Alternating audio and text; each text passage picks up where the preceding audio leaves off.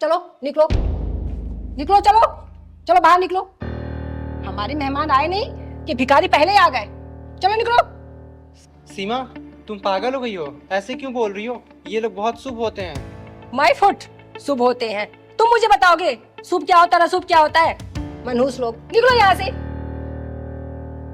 सही कहा बेटा, हम मनुष्य तो होते हैं, मनुष्य हैं हम लोग।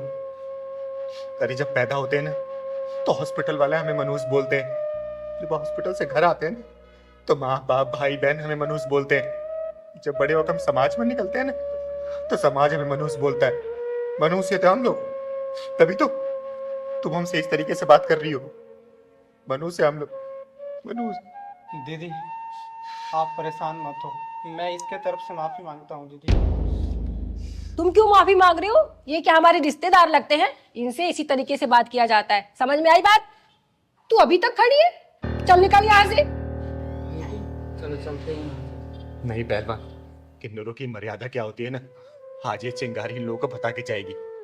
क्या बोला था बेटा तूने कि हम किन्नर लोग भिखारी होते हैं, मनुष्य होते हैं? बेटा, हम किन्नर लोग अभी के नहीं है। हमारी कहानी तो आदि अनादि काल से चली आ रही है। भगवान भोलेनाथ का जो रूप है ना, अर्धनारेश्वर रूप, वो हम लोगों का है। महाभारत में अगर शिखंडी नहीं होता ना तो पांडव कभी भी जीत नहीं पाते। द्रोणाचार्य की मृत्यु का कारण भी एक किन्नर ही था, क्योंकि शिखंडी एक किन्नर था बेटा, समझी? सीमा, माफी मांगो दीदी से। माफी? और इससे? बिल्कुल नहीं। बेटा, आपको माफी मांगने की कोई जरूरत नहीं है, मत मांगो माफी। और हम लोग मनुष्य है, हम कितने ही मनुष्य है ना, तो आप जैसे लोगों को दुआएं देते हैं कि आपके घर में हमेशा खुशियां ही रहे। कभी भी किसी घर में बच्चा होता है ना तो हम लोग बधाई गीत गाने जाते हैं। कोई भी आयोजन हमारे बिना पूरा नहीं होता है, चाहे कितने भी खर्चे कर लो, जब तक किन्नर नहीं जाते बधाई देने ना तो शुभ नहीं माना जाता उस जगह को। दुनिया वालों की मानसिकता ऐसी हो चुकी है हमारे प्रति, एक अंग विशेष ना होने के कारण समाज हमें धिक्कारता है, गलत निगाहों से देखता है। कोई छक्का बोलता है, कोई हिजड़ा बोलता है, कोई ताली बजाने वाला बोलता है, कोई रेड लाइट पे खड़े होने वाला बोलता है। अरे हमारी क्या गलती है बताओ ना? अरे उसी भगवान ने हमें भी पैदा किया है ना, जिन्होंने आप लोगों को पैदा किया है।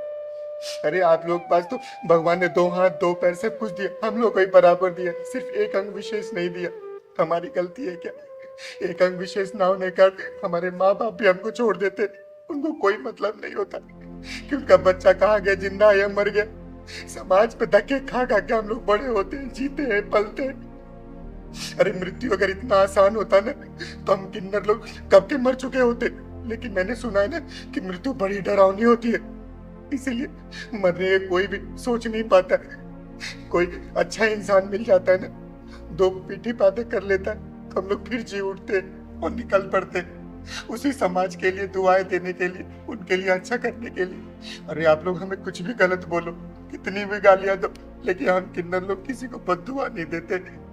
बताए बेटा, जब भगवान श्री राम 14 वर्ष के वनवास के लिए जा रहे थे ना तो सारे अयोध्यावासी उनको छोड़ने गए थे, जिसमें नर थे, नारी थे और हम किन्नर थे। तो भगवान श्री राम जी ने बोला कि आज जितने भी नर नारी है सब वापस अयोध्या लौट चले जाए, लेकिन उन्होंने हमारे बारे में कुछ भी नहीं बोला और वो चले गए। हम किन्नर लोग 14 साल तक वहां इंतजार किए प्रभु श्री राम जी का।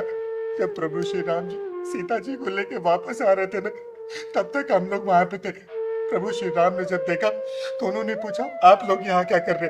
तब हम किन्नरों ने बोला कि हे प्रभु, आपने तो नर और नारी को वापस जाने के लिए बोल दिया था, लेकिन हम किन्नरों को वापस जाने के लिए नहीं बोला। तब प्रभु श्री राम हमारी भक्ति से प्रसन्न हुए और उन्होंने हमें आशीर्वाद दिया कि हे किन्नर, कि आप लोगों का हम आशीर्वाद देते कि कोई भी मंगल कार्य आप लोगों के आशीर्वाद के बिना पूरा नहीं होगा।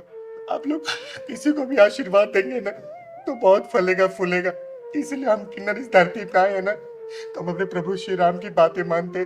दुनिया हमें कुछ भी कहती है ना, हम उनको सिर्फ आशीर्वाद देते हैं, उनके लिए दुआएं देते हैं। पर अरे आप लोगों से 10, 20, 50, 100 रुपए मिल जाता है, उससे हमें क्या होता है? लेकिन उस 10-20 रुपए के साथ साथ जो हम लोग आप लोगों को लाखों की दुआएं देते हैं ना, वो आपके बहुत काम आती है, बहुत काम आती है। और मैं तो यहाँ पे चकाचौंध देखी तो इसलिए मैंने सोचा कि शादी ब्याह के शायद घर होगा तो मैं दुआ देने आ गई। लेकिन कोई बात नहीं, आप लोग खुश रहो, हमेशा खुश रहो। चल पहलवान चल। दीदी मुझे माफ कर दो दीदी, मैं नादान आपको समझ नहीं पाई। मुझे माफ कर दो दीदी, मेरी गलतियों को माफ कर दो। बेटा देख, मैंने ये नहीं बोला कि तूने जानबूझ के किया। हमारे समाज की मानसिकता ही यही है, हम किन्नरों को इसी दृष्टि से देखा जाता है। हम किन्नरों को अच्छा माना ही नहीं है आज तक, तो तुम लोग कैसे सीखोगे? अरे तुम तो अभी पैदा हुए होगे ना, पहले के लोग भी ऐसे करते थे, तो वही तुम लोग देख के कर रहे हो। लेकिन एक बात बेटा, हम किन्नर लोग दिल के पूरे नहीं होते। कभी किन्नर के साथ ना बैठ के देखना, अरे हम लोग का ही मन करता है तुम लोग साथ बातें करने का, तुम्हारे साथ हंसने का, बैठने का, खाना खाने का, लेकिन तुम लोग कभी भी अपने समाज में हमें स्थान नहीं देते हो, इसलिए दिल बहुत रोता है। और उस भगवान से सिर्फ हम एक ही दुआ करते हैं कि हे भगवान, अगले जन्म में ना भले में कोई जन्म मत दे, लेकिन किन्नर का जन्म हमें मत देना, मत देना बेटा, मत देना। एक बात और बेटा, शायद तुम लोगों को दिमाग में आता होगा, जब किन्नर की मृत्यु होती है तो उसे चप्पलों से मार के उसका अंतिम संस्कार किया जाता है।